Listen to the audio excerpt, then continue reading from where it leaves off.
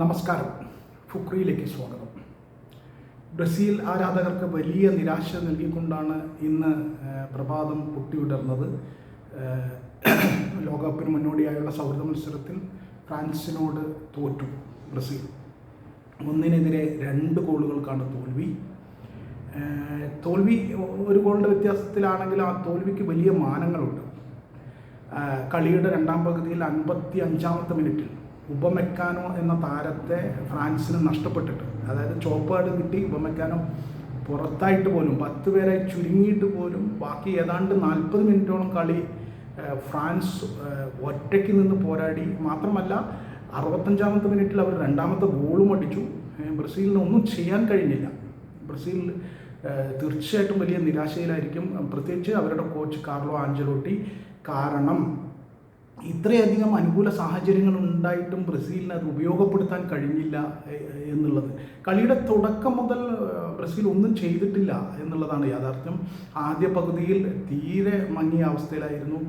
Vinicius ജൂനിയറും റാഫിഞ്ഞയും ഒക്കെ ഉണ്ടായിട്ടും കാസിമെറോയും ഒക്കെ ഉണ്ടായിട്ടും അവർക്ക് വേണ്ട വിധം കളിക്കാനായില്ല. അന്താരാഷ്ട്ര മത്സരമല്ലേ, ആ മത്സരം വേണ്ട വിധം കളിക്കാനോ കളിക്കാർ തമ്മിൽ ഒരു ഹാർമണിയിലെത്താനോ അവർ തമ്മിൽ ഒരു ഇഴയടുപ്പം തോന്നുന്ന രീതിയിലുള്ള ഒരു കളി ഉണ്ടാക്കിയെടുക്കാനോ ബ്രസീലിന് കഴിഞ്ഞില്ല. 32-ാമത്തെ മിനിറ്റിൽ കിലിയൻ എംബാപ്പെ, ഫ്രഞ്ച് ഇതിഹാസം കിലിയൻ എംബാപ്പെ വളരെ ഈസിയായിട്ട് വളരെ എളുപ്പത്തിൽ ഗോളടിച്ചു. പിന്നീട് അങ്ങോട്ട് ബ്രസീൽ എത്ര ശ്രമിച്ചിട്ടും ഒന്നും നടന്നില്ല ആദ്യ പകുതിയിൽ. രണ്ടാമത്തെ പകുതിയിൽ 55-ാമത്തെ മിനിറ്റിൽ തന്നെ ഉപമെക്കാനോ റെഡ് കാർഡ് കണ്ട് പുറത്തു പോയപ്പോൾ, ചോപ്പ് കാർഡ് കണ്ട് പുറത്തു പോയപ്പോൾ തീർച്ചയായിട്ടും ബ്രസീൽ തിരിച്ചു വരുമെന്നാണ് എല്ലാവരും കരുതിയത്. കാരണം ബ്രസീലിന് നല്ല സാധ്യതയായിരുന്നു. 10-നെതിരെ 11 പേരെ വെച്ച് കളിക്കുക, ഒരു കളിക്കാരൻ്റെ മുൻതൂക്കം ഇത്രയും വലിയ മൈതാനത്ത് എന്ന് പറയുന്നത് ചെറിയ കാര്യമല്ല. പക്ഷേ ബ്രസീലിന് അത് ഉപയോഗപ്പെടുത്താൻ പറ്റിയില്ല. ആ ഉപമെക്കാനോ പുറത്തു പോയതിൻ്റെ 10-ാമത്തെ മിനിറ്റിൽ രണ്ടാമത്തെ ഗോളും വഴങ്ങി. രണ്ടാമത്തെ ഗോളും എക്കിറ്റിക്കെ വഴി ഗോളടിച്ചു ഫ്രാൻസ്. അങ്ങനെ അപരാജിതരായി 2 ഗോളടിച്ച് വലിയ മേധാവിത്വ കളിയിൽ പുലർത്തി. അതിനുശേഷമാണ് ബ്രസീൽ കുറച്ചെങ്കിലും എന്തെങ്കിലും ഒരു ശ്രമം നടത്തുകയും ബ്രമറിലൂടെ 78-ാമത്തെ മിനിറ്റിൽ 1 ഗോൾ തിരിച്ചടിച്ചു. അതെന്തോ ഭാഗ്യം, അങ്ങനെ പറയാൻ കഴിയുള്ളൂ. ബ്രസീൽ അത്ര നിരാശാജനകമായിരുന്നു ബ്രസീലിൻ്റെ കളി. പിന്നീട് അങ്ങോട്ട് 97-ാമത്തെ മിനിറ്റിൽ വിനീഷ്യസ് ജൂനിയർ പുറത്തേക്ക് അടിച്ച് കളഞ്ഞ ഒരു പന്ത് ഉൾപ്പെടെ നിരവധി അവസരങ്ങൾ ബ്രസീലിന് ലഭിച്ചിരുന്നു. പക്ഷെ ഒന്നും ഉപയോഗപ്പെടുത്താൻ കഴിഞ്ഞില്ല. അവരുടെ കോച്ച് കാർലോ ആഞ്ചലോട്ടി ശരിക്കും തല പുകയ്ക്കുന്നുണ്ടാവും. കാരണം ഈ ടീമുമായിട്ട് എങ്ങനെയാണ് മുന്നോട്ട് പോകുക? നെയ്മർ അയാളെ വിളിക്കാതെ ബ്രസീലിന് മുന്നോട്ട് പോകാൻ പറ്റുമെന്ന് തോന്നുന്നില്ല. നെയ്മറില്ലാത്ത ബ്രസീൽ എത്ര ശോചനീയമാണ് അവരുടെ അവസ്ഥ എന്ന് ഇന്ന് തീർച്ചയായിട്ടും ഫ്രാൻസിനെതിരെ കണ്ടു. നെയ്മറെ തിരിച്ചു കൊണ്ടുവരിക, അതിപ്പം പൂർണ്ണ ഫിറ്റ്നസ് ഇല്ലെങ്കിൽ തന്നെ ഒരു 90-95% ഫിറ്റ്നസ് അദ്ദേഹത്തിനുണ്ട്. അത് ഉണ്ടെങ്കിൽ തന്നെ നെയ്മറിനെ ആ വഴിക്ക് കൊണ്ടുവരിക എന്നതാണ് കാർലോ ആഞ്ചലോട്ടിയുടെ മുന്നിലുള്ള ഒരു വഴി. അനാവശ്യമായ പിടിവാശി മൂലം നെയ്മറെ ലോകകപ്പിന് കൊണ്ടുപോയില്ലെങ്കിൽ, പൂർണ്ണ ഫിറ്റ്നസ് ഇല്ല എന്ന് പറഞ്ഞ്, പൂർണ്ണമായ കായികക്ഷമത ഇല്ല എന്ന് പറഞ്ഞ് ആഞ്ചലോട്ടി നെയ്മറെ ഒഴിവാക്കിയാൽ അത് വലിയ വൻ പരാജയത്തിലേക്ക് ബ്രസീലിനെ എത്തിക്കും, വലിയ ദുരന്തമായി മാറും.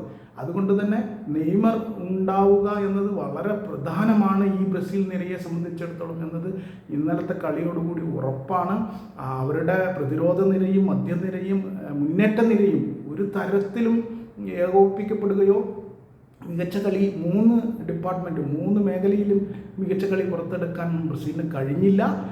എതിർ ടീമിൽ, അത് ഫ്രാൻസിനെ പോലെ ഇന്ന് ലോകകപ്പ് നേടാൻ ഏറ്റവും മുൻനിരയിൽ സാധ്യത കൽപ്പിക്കപ്പെടുന്ന ഫ്രാൻസിനെ പോലൊരു ടീം 10ആയി ചുരുങ്ങിയിട്ടും ബ്രസീലിന് ഒന്നും ചെയ്യാൻ കഴിഞ്ഞില്ല.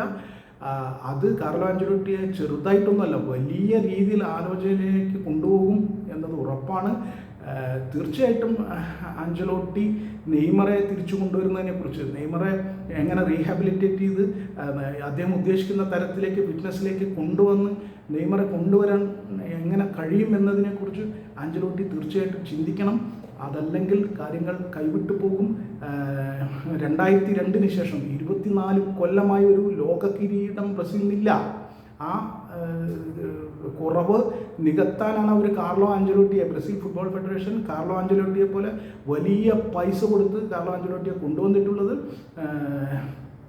അപ്പോൾ അത് വലിയ തുകയാണ് കാർലോ ആഞ്ചലോട്ടിക്ക് കൊടുക്കുന്നത്. അതായത് 106 കോടി രൂപയാണ് ഒരു വർഷം കൊടുക്കുന്നത് എന്നാണ് റിപ്പോർട്ട്. അതൊക്കെ വലിയ തുകയാണ്. അതൊക്കെ കൊടുത്ത് ആഞ്ചലോട്ടിയെ കൊണ്ടുവന്നിരിക്കുന്നത് എങ്ങനെയും ലോകകപ്പ് നേടുക, എങ്ങനെയും ലോക കിരീടം നേടുക, ഇപ്പോൾ കിടക്കുന്ന കുഴിയിൽ നിന്ന് ബ്രസീലിനെ പൊക്കിക്കൊണ്ടുവരിക എന്ന ഉദ്ദേശത്തോടെയാണ്. അത് നിറവേറ്റാൻ കാർലോ ആഞ്ചലോട്ടിക്ക് കഴിയണമെങ്കിൽ, അതിനുള്ള സാധ്യതയെങ്കിലും രൂപപ്പെടുത്തിയെടുക്കണമെങ്കിൽ നെയ്മറെ തീർച്ചയായിട്ടും കൊണ്ടുവന്നേ പറ്റുള്ളൂ. നെയ്മർ ഇല്ലാത്ത ബ്രസീലിൻ്റെ മുന്നേറ്റം, നെയ്മറില്ലാത്ത ആക്രമണങ്ങൾ അത് മുനയൊടിഞ്ഞതാണ് എന്നതൊരു യാഥാർത്ഥ്യമാണ്. തീർച്ചയായിട്ടും നെയ്മറിനെ തിരിച്ചു കൊണ്ടുവന്നേ മതിയാവൂ ആഞ്ചലോട്ടി എന്നുള്ള, അത് നെയ്മർ ഒരു വ്യക്തി എന്നുള്ള നിലയിലല്ല, ഒരു വ്യക്തിയിലേക്ക് ചുരുങ്ങുകയല്ല ഒരു ടീം. അങ്ങനെ കാണരുത്.